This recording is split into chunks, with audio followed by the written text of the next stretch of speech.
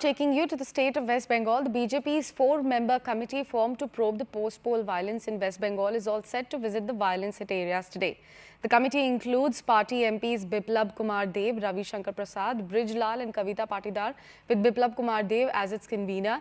The committee will in fact take stock of the situation and will report it further. As the probe in the post-poll violence in the state also continues, the High Court has also asked the state government to submit a comprehensive report today on post-poll violence in the state. The court in fact will hear the matter next on June 18th. Governor साहब का मालूम है क्या करना चाहिए क्या नहीं करना चाहिए।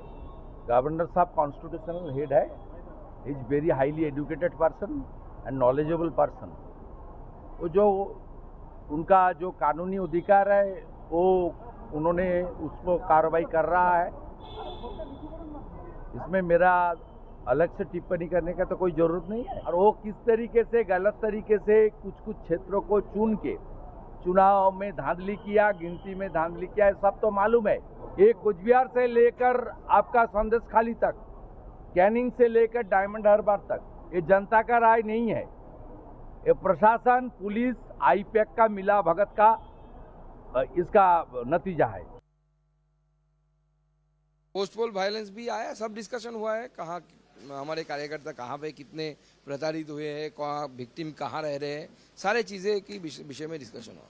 देखिए वो तो चल रहा है, हमारी तरफ से कोशिश चल रही है। हमारी आदरणीय राष्ट्रीय अध्यक्ष जी ने एक टीम भी भेजा है, उस टीम भी आ रही है पश्चिम बंगाल में।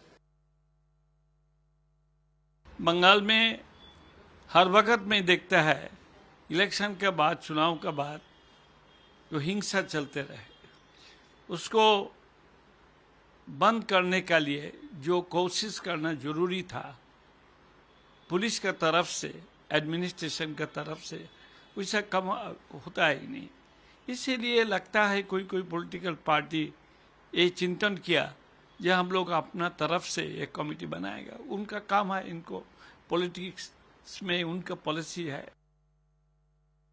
As a political party, they are trying to do that, but they have a political motive to target the government there, because in the last elections BJP suffered a lot in West Bengal. Everyone saw it.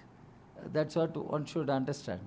But the problem is BJP constituting committee and taking up issues for what? Targeting some non-BJP governments, non-BJP opposition. This is what one should take note. पश्चिम बंगाल में TMC का मतलब तृणमूल कांग्रेस नहीं, तालिबानी मुझे चाहिए बन चुका है। और जो तालिबानी मानसिकता का परिचय हर चुनाव के बाद 2011 से हर चुनाव में, 2013 का पंचायती चुनाव, 18 का पंचायती चुनाव, 23 का पंचायती चुनाव हो या 21 का असेंबली चुनाव हो या अब 24 का जो लोकसभा चुनाव हुआ है, पोस्ट पोल वायलेंस, राजनीतिक हिंसा, इसका इंस्टीट्यूशनलाइजेशन ममता बनर्जी ने किया है।